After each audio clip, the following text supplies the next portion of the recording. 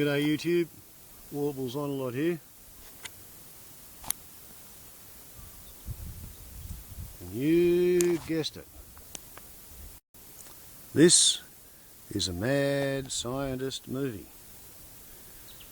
Essence to mad scientism, perhaps. So anyway, let's adjourn for coffee on the veranda. But before that, let's just contemplate the calendar. 25th of May 2014. Okay. 850 subscribers, 294,782 views of my movies on my channel, 2,789 views of my movie on my daughter's channel. There are other copies of my movies in other places. Scorpion King 129 has probably close to 100,000 views of two different edited versions of the kangaroos Rowan of Rin and Mrs. Whitetail. In my version, called Flying Kangaroos Mating on the Hop with Airborne Bouncing Dismount, you get to see them trying to make a joey. But a bit over 3 years ago, on my birthday, my darling daughter offered to put my movie onto her channel. 600 views later, she was sick of answering comments on it, and she bookmarked the channel onto my mobile phone.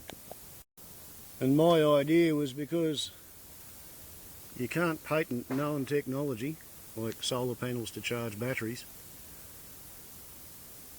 and there's no point registering a design when any panel on any car will make an improvement, unless the car's got a smart charge alternator, a computer controlled alternator, or unless it's got regenerative braking, in which case it won't thank you for adding a solar panel. But if you've got a conventional alternator, or even a smart charge alternator, if it's battery voltage dominant in terms of the regulator operation, and you put a solar panel onto your car and fill the battery, and you will burn less fuel. And I thought that putting this on YouTube would do two things. Part one, I figured I could get pretty much scientific peer review by the debunker trolls who run around looking for crazy, half-assed, mad scientist types who are either deluded or running some sort of a scam, and they try to promote themselves and whatever it is that they're selling on YouTube, where they rip people off. And so the debunker trolls were invited to come and crack their teeth on the Sunfoil project.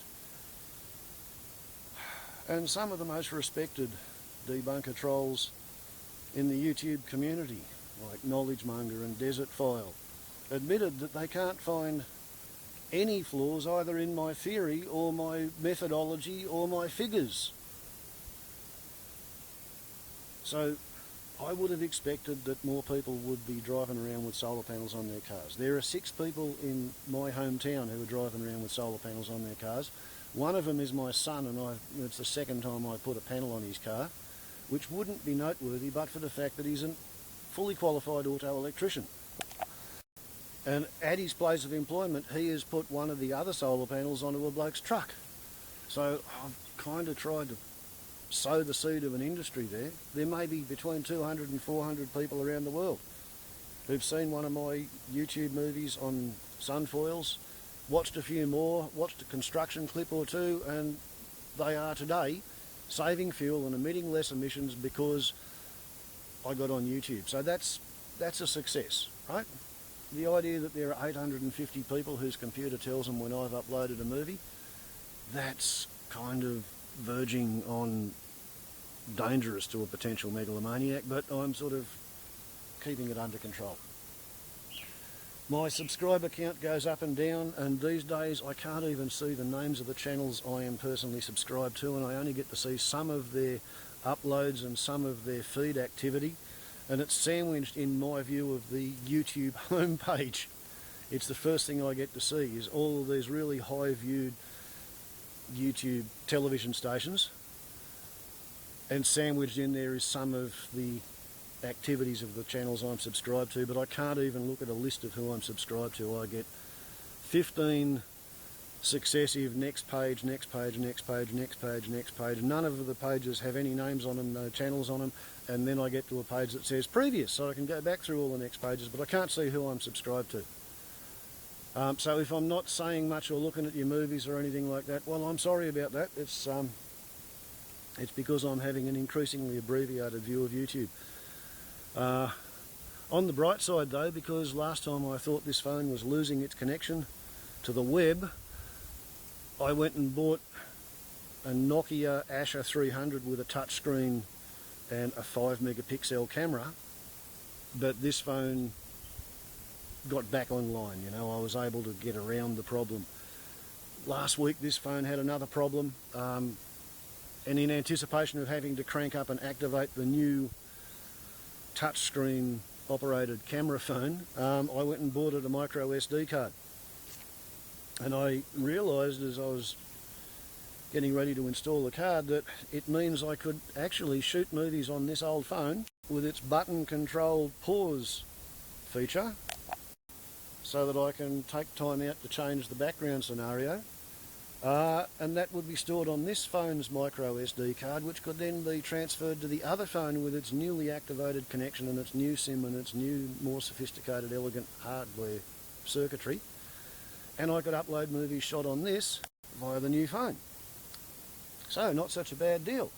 Then, this phone, by dint of contacting Telstra prepaid mobile technical support and having them reformat the thing to cope with Telstra Internet 2, this phone recovered its ability to see YouTube and to upload and to download. So, I'm now thinking, why don't I do the micro SD swap in reverse and use the 5 megapixel camera and the micro SD card in the other phone to shoot a few movies and then move them across to this phone and upload via this phone's YouTube connection. So those of you who like seeing my landscape and you've been watching it on a 2 megapixel camera, I might be able to treat you to a few 5 megapixel views. Although, as Walkabout 16 and a few other people explained to me last time I tried with a Nokia C5 with a 5 megapixel camera, it was explained to me that the 5 megapixel camera capability refers only to its still image capability. It's not a 5 megapixel movie camera, or the files would be ginormous. But on the other hand, it should be at least 2.5 times better than what I've been able to do in terms of definition. So we shall see what we shall see. I won't be able to do a high definition film of myself talking to camera like this, but I may be able to get some better definition views of the wildlife. So that'll please the 50 or so of you who watch every kangaroo and every swamp wallaby and every snake movie that I ever put up. And some of the vlogs where I'm wandering around looking at other things, they'll get high definition as well, I guess. Who knows? Those of you who lament the days when I used to spend 16 hours every 24 on the comment thread, well, I'm sorry about that, but I haven't got Google+. If you really want me to answer you, send me a PM. That'll open a window in my outbox and I'll be able to PM your channel from my channel. I can't readdress those outboxes and send them to anybody else, so I'm becoming increasingly reclusive on YouTube because of successive changes to YouTube's hardware and software, I guess. But anyway, I just thought I'd make a channel update. 3 years, 850 views. If we don't count the nearly 100,000 views of flying kangaroos in the edited versions on Scorpion King's channel, and there's probably 5,000 or so views of death testimonials with a segment from me on Meta Sage's channel. And if anybody else has posted bits of my movies, well, yahoo yippee. BBC Nature Documentaries Unit included 47 seconds or so of my Cut Tree Bleeds Bright Red with a Pulse, and I think that's still officially my most viewed movie. 20,000 or so views last time I looked. So it's been fun, and I'm going to keep going even though I can't comment. I can still post and upload, and I can still watch people's vids, and if somebody who knows that I'm subscribed to them and you think I'm not seeing your movie, if you post something you want me to see, attach it to a PM and send it to me, please. Right? I watch everything that people send me in the PMs, right? Unless it's a robot sending me somebody's latest album. So, Warble's on a lot to YouTube. Greetings to all the personal YouTube friends, you know, the people that we regularly watch each other's movies, and you know, I would comment if I could, but you know, I used to, and people can just imagine what I would be saying. Take it easy, the lot of you, and thank you very much. Ciao.